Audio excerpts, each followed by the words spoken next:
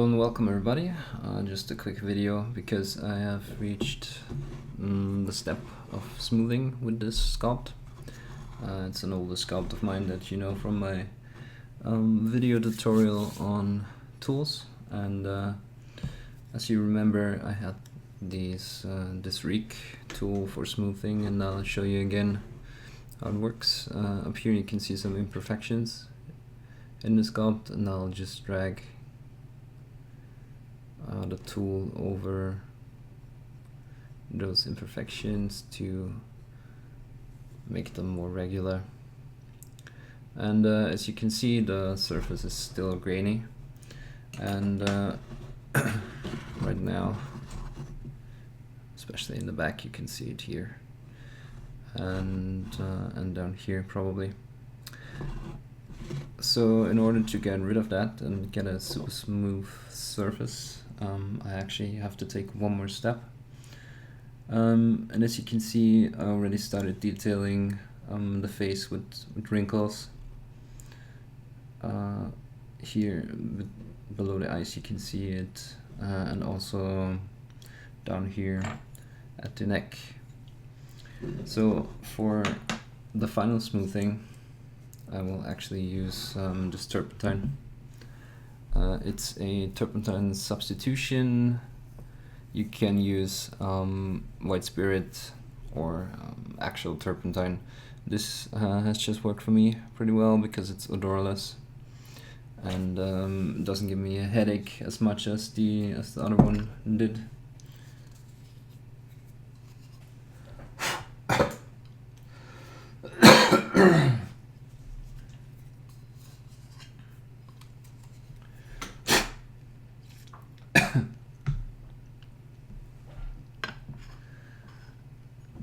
So I'll just take a little bit of the turpentine and pour it into a small vessel that's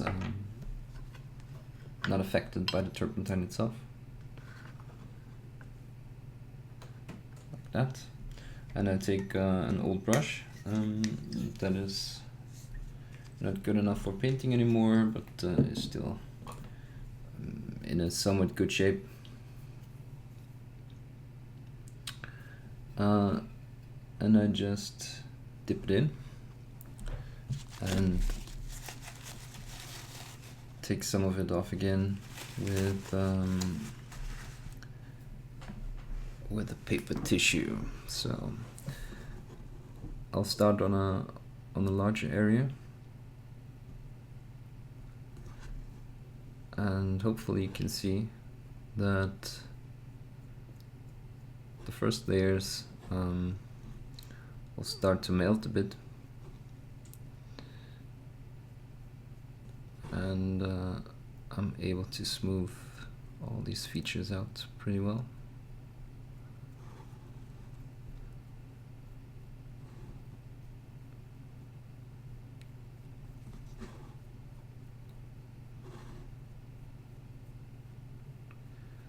The more coherent your brush is, and the softer it is, the less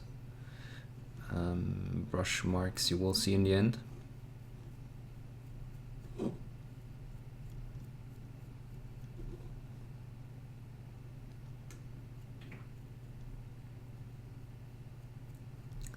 And if you feel like surface isn't dissolved enough, you can dip your brush in again, or more, take more turpentine onto the brush.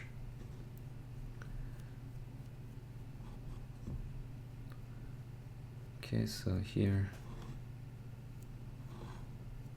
I also touched the headgear clothing.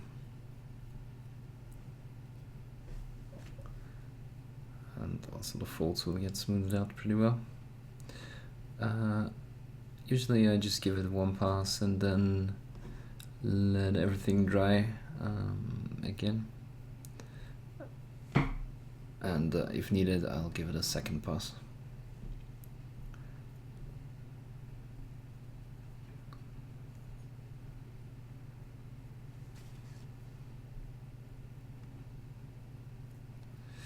So you need to be a bit careful because it's really dissolving the first layers of the super sculpey, and you don't want to dissolve too much, just the upper layers, so you can actually take advantage of this and smooth everything out. I'll just touch the front side as well.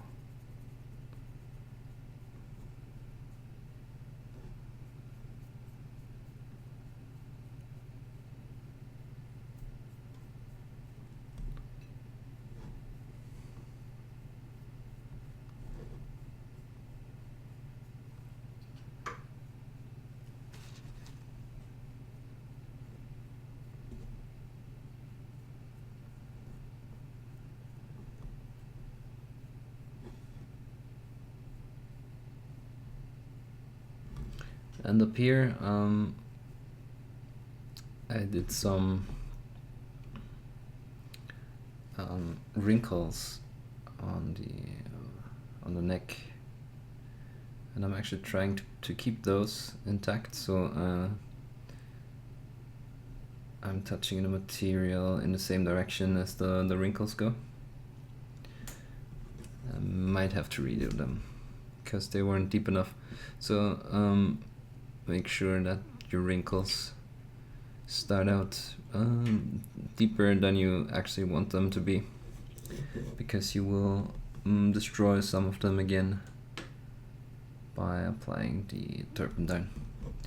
Also, something I want to try is up here in the wrinkles of the face. I will apply the turpentine and try to smooth them in order to see if they stay intact or if I have to redo them.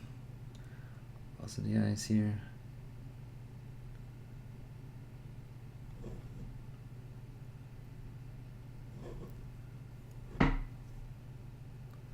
Yeah, as you can see, I kind of got rid of most of them, so I'll have to redo them. It's no problem. Usually you will do the really deep wrinkles first and then apply the smoothing medium, and you'll redo the deeper wrinkles if you have to, and then you start adding the not so deep wrinkles.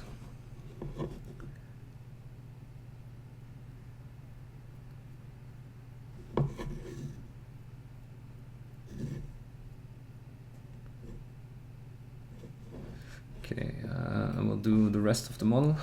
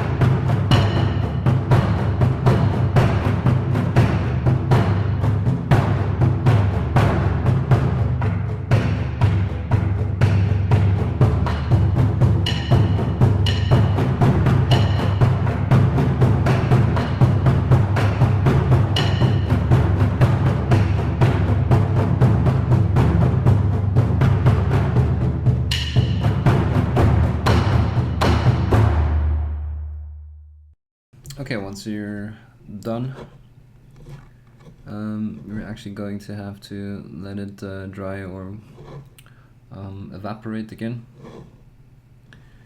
and then you can redo the folds, the wrinkles. As you can see here, we still have some wrinkles left, but most of them in the front are gone. So I'll redo those before the second pass.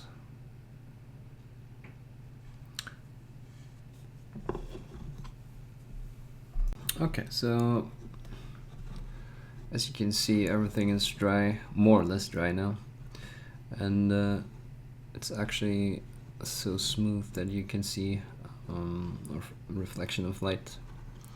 You can still see some of the scratches, and it depends a bit if you want to have some sort of texture in the skin. Maybe you can keep them, or you can apply a second pass, or you can use a softer brush as well. That will work. So you can also see here I've made these wrinkles look a bit deeper, and what you can do after you did the initial pass, you can create some more wrinkles and some more random stuff here, like I tried to do here. You can still see that there is a couple of smaller wrinkles and and a few bigger ones. Camera is not picking that up correctly, but you can see it here, and it will show on the actual photos. So I don't even think I will need a second pass. I just applied a second pass here, but you can play around with that. You see I made the wrinkles on the head a bit deeper as well, and also have a few smaller wrinkles. I actually do this with this tool, just to mention that. So I can attach the tool to the miniature and then drag it over, and it will create random effects of wrinkles. So yeah, probably just gonna play around a bit more with the face wrinkles, but you could consider this, especially the body, finished and ready for casting. Just needs to dry a bit more, and of course the last bit will go out as you bake it. So yeah, that's it. If you have any questions, just put them below the video, or you can check me out in my live stream 4 times a week.